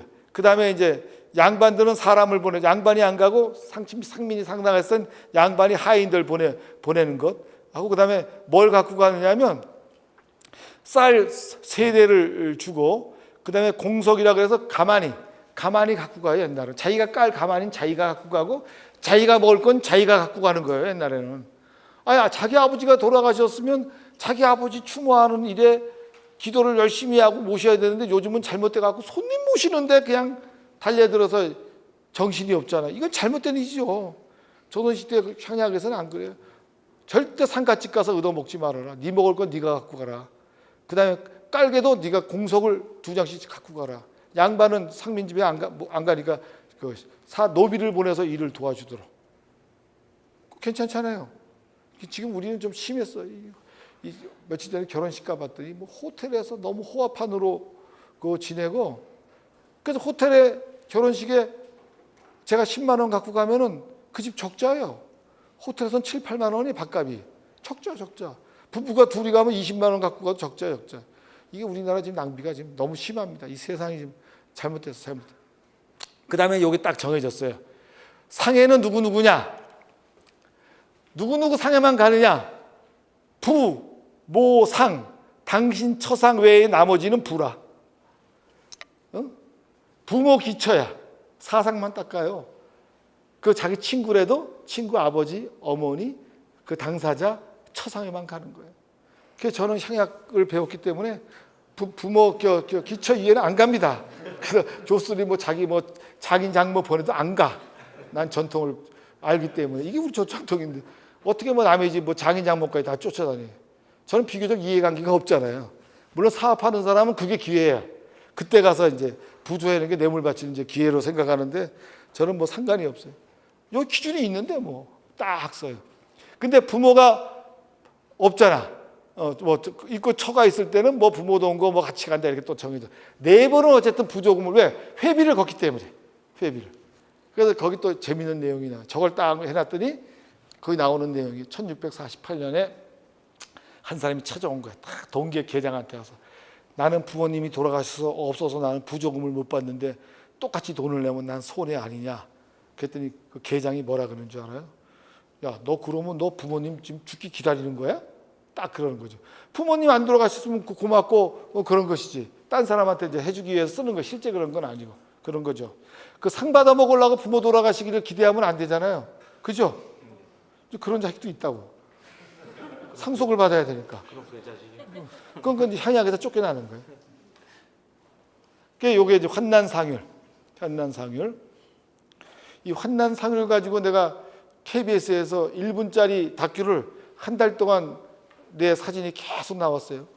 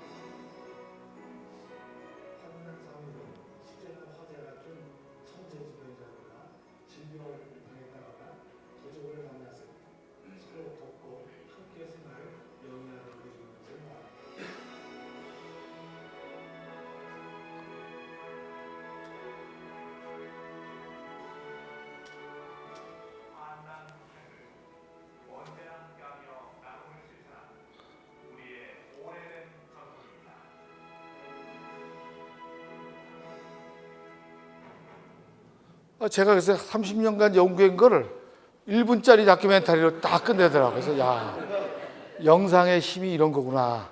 이제 그런 걸 느꼈죠. 근데 다시 돌아가세요. 어떤 사람을 집중적으로 도와주느냐 대상을 딱 정했어요. 환과 고독, 이건 법률에 있는 거예요. 환은 뭐예요? 호레비, 아내가 없는 사람. 과는 남편이 없는 과부. 고아는 부모가 없는 사람. 독은 자식이 없는 사람. 환과 고독은 이 전통시대에서 최우선적으로 보호해줘야 될 대상입니다. 그래서 이제 의탁할 사람이 없어 농사를 못 질 때 이럴 때는 이제 도와준다. 그 다음에 처녀가, 처녀 보이죠? 처녀가 빈루해서 가난해서 시집갈 때 불온 시집갈 때를 놓쳐가지고 결혼하지 못한 자, 고아, 단익, 실학자, 모기자 뭐 이런 사람들은 관에 보고해서 약중에서 선처한다. 이 왜 처녀 결혼시켜야 되냐면 딴 뜻이 아니에요. 보면 상당히 뭐 온정적 배려 같지만 무조건 가서 자식을 낳으라는 거예요. 새끼를 낳으라는 뜻이에요. 지금 저게 국가 국력을 위해서 지금 저 조목을 지금 우리 써야 되는데 요즘 젊은이들한테 50% 이상 지금 여자들이 결혼을 안 한다 그러잖아요. 지금 도리어 돈 벌면 결혼 안 한다는 거야. 직장 생활하면 결혼을 안 한다. 이게 문제예요. 인구를 늘리게 한 거. 그리고 무서운 거는 상한배가 상천민이 향약에 들어오지 않고 사사로이 향도를 만들어서 일으키면 이건 처벌이야. 이건 완전 의무사항이에요. 의무사항. 그 동네 사람 몽땅 다 들어와야 되는 아주 무서운 법입니다. 알고 보니까 내가 연구하고 보니까 이게 무서운 법이에요. 하지만 제가 여기서 설명 이제 많이 연구 못한 촌계는 진짜 우리가 서로가 수평적으로 상호부조하는 것인데 연구가 진행되지 못했다. 자료가 없어서. 그래서 제가 민속을 통해서 연구를 하는 거죠. 그 다음 저건 1640년대 글이었어요. 그 다음에 주연향약은 이제는 이 선비를 통해서 백성들을 이제 통제하는 간접 지배 방식을 바꿔서 9년 체제의 정비 과정에서 수정이 직접 향촌 사회를 장악하고자 해서 했던 것이 주연향약이다. 향촌의 교화를 사족이 틀렸어요. 사족이나 향조에게 자치적으로 맡길 수 없는 상황에서 수령이 직접 관의 적극적 주도에 의해서 출연하게 됐다. 그 다음 페이지요. 뭐 요거는 넘어가겠습니다. 넘어가요. 예. 넘어가세요. 그리고 이제 촌계예요. 앞으로 이 부분이 더 연구돼야 되는데 자료가 지금 안 나왔다는 얘기죠. 근데 지금 우리가 덕업상견이, 예석상견이, 과실상견, 한난상견을 우리 했는데 이게 상호부조적인 것으로 알고 있으나 실제 역사에서는 지배층이 하층민을 지배하기 위한 도구로 이용했던 측면이 강하고 상천민 간의 상호부조하는 조직은 40~50% 내외의 자연촌락에서 촌계, 동계라는 이름으로 광범위하게 존재했었고 호남에서는 주로 촌계라고 칭했다. 이 기능이 뭐냐? 마을의 안녕과 풍년을 기원하는 정월대보로 마을구조 수행하는 사신공동체적 성격과 이건 이 이론을 제가 만든 거예요. 말하자면 노동공동체적 기능으로 둘의 황도 등의 조직, 생활 속에서 서로 돕고 의지하고 사는 생활공동체로서의 세 가지 기능을 하고 있었다라는 내용을 밝혔죠. 제가. 그 다음 하지만 이 총계는 사족의 동계와 지방간에 의한 주연향약 등의 하부 조직으로 흡수 편입되기도 하였으나 끊임없이 기층민의 입장을 반영하면서 그 독자성을 유지시켜 왔다. 민의 사회의식의 성장과 아울러 저항을 통해 자치성을 확보해가는 접이다. 19세기 후반에 밀란은 바로 이런 조직에 있었던 이런 조직 속에서 밀란으로 들어가는 것 있었기 때문에 그래서 이 기층민의 조직인 촌계는 지배층의 유교적 지배 이념이나 사상 간의 일정한 거리를 유지하면서 사족의 동계 등에 흡수되는 등 외형적 형태는 변화되고 있었지만 그 모습이 용해되거나 분해됨이 없이 생활 공동체로서의 자생적 필요를 바탕으로 오랜 전통을 유지해왔다. 이게 제 결론이. 이 총계적 마을 공동체 생활을 우리가 복원, 계승해야 된다. 그다음 전통시대에 어려워 처했을 때 이웃 간에 서로 의지하고 돕는 마을 공동체적 생활 방식은 정체가 아니라 수많은 자연재해와 지배층의 수탈 속에서 민족적 생명력을 지탱해 주었던 삶의 지혜다. 일제의 기본 정책은 모든 전통을 부정하는 것이었다. 마을의 정신적 유대요 기반이었던 마을 구슬 낭비며 미신이자 금합하여 하는 등 마을의 단합을 온갖 명목으로 탄압하였고, 왕년에 우리 농촌이 수전농업사에서 일반 연유하는 정체성과 폐쇄성을 지닌 것은 사실이지만 마을 공동체에서의 인정, 의리, 협동, 상호부조는 우리가 새롭게 재조명하고 발전시켜 나갈 귀중한 문화유산이다. 이렇게 하는 거예요. 이런 걸 지금 여러분이 찾으셔요. 제가 얘기했죠. 저한테 제보하세요. 지금도 그 총기 같은 단위에서 정월대보로 마을 고치는 동네가 있으면 제가 와서 조사를 해서 논문도 쓰고 이 정선을 알릴 겁니다. 그 다음. 근데 이게 뒤집혔다 이거야. 조선 전기의 향규는 향회고, 요즘에 향회 규정이고, 이 향회가 양반들 간에 지방의회가 있었는데, 향회는 양반 중에 양반만 투표로 들어간다 그랬죠. 근데 고종대 와서 뒤바뀌었다. 이게 지금 민권이 학대, 갑오개혁과 을미개혁에서 향회가 설치됐어요. 고종 황제가 이 갑오 경장 끝나면서 향회 설치를 지시했어요. 양반들이 하던 향회를 다시 만들어라. 그 다음에 95년엔 지방제도 개혁에 관한 황제 조칙을 내리고 11월 3일에는 향회 조규, 향약 판무 규정을 만든 거예요. 고종 황제가 대한제국을 만들면서 고종 황제가 찾은 것이 우리 향약을 다시 만들어라. 향회를 만들라고 했어요. 지방개혁 사업을 향회에 맡겨라. 훈령을 내렸어요.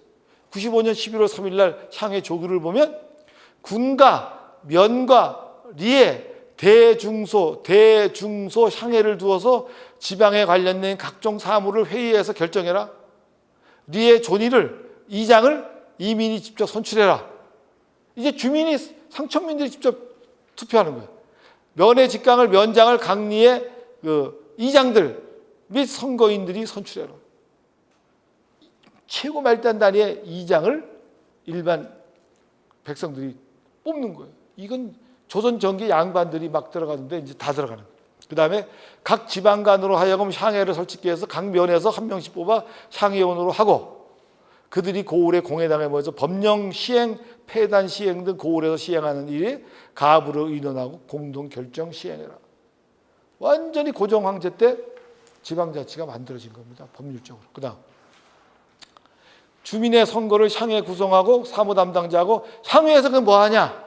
향회에서 교육, 호족, 위생, 사창, 구휼, 도료, 식산, 살림 및 재현, 세목, 납세, 공공봉역, 이걸 몽땅 다 자치로 하는 거예요. 요즘 지방자치보다 더한 자치 권리를 준 거예요. 전부 다. 그 다음에 자치 사무 담당자죠. 유급 직원 급료를 지자체에서 부담해라. 옛날에 향리는 봉급이 없어요. 봉급이 없기 때문에 남을 뜯어먹어야 돼. 왜냐하면 이 사람은 뭐냐면 향리라는 업을 하는 대신 세금을 안 내. 공물세 안 내고, 그 다음에 군역세를 안 내요. 군역세 안 내는 대신 향리 일을 하는 거예요. 근데 그 대신 인제는 이때는 돈 줘라 이거예요. 리 면의 하유사 면주인은 당의 리와 면에서 부담해서 종이 지필비도 다 내라. 근데 선거시 자격 제한이 있어요. 반상불론, 양반 상민 이제 안 가리는 거예요. 1894년 갑오경장에서 가장 중요한 게 사민철폐, 신분철폐입니다. 신분이 철폐됐기 때문에 반상불론, 이제 부의 정도에 따라 서열을 매겨요. 세금 많이 낸 사람은 우대했어요. 요즘도 조금 그럴 필요는 좀 있어요. 세금 많이 내는 사람을 전부 도둑놈 취급만 하는데 그것도 문제예요. 도둑놈인 것도 사실이지만. 그 다음에 조세 체납자는 안 돼요. 출마를 못 합니다. 100년 전이 우리보다 더 선진적이요. 저 규정을 딱 놓으면 되는데, 무슨 청와대 수석이나 국회의원들 되고 나서 전부 다 세금 체납된 것에 걸려가지고 몰라서 그랬습니다. 뭐 납부했습니다. 이따위 소리 이번 정권에서 하잖아요. 100년 전에는 시작부터 조세 체납자는 출마를 못해. 국회의원이고 뭐이고. 100년 전이 우리보다 더 선진적이었다 이 말입니다. 그리고 이것은 그냥 된 것이 아니고, 고종 황제가 만들어준 게 아니고 1860년 70년대부터 수많은 그 지배층의 수탈 속에서 밀란을 통해서, 목숨을 건 밀란을 통해서 피를 흘려가면서 신분제를 철폐시킨 거예요. 갑오농민 혁명을 통해서 목숨을 바쳐가면서 만든 거라 이거는. 여러분들 지금 너무 쉽게 막 가자는 거예요. 지방자치를 앉아서 말로 지금 성취하자는 거예요. 행동으로 못 보이고. 100년 사람은 목숨과 피를 바치면서 만든 자치예요. 이 자치가. 그냥 온 게 아니에요. 이게.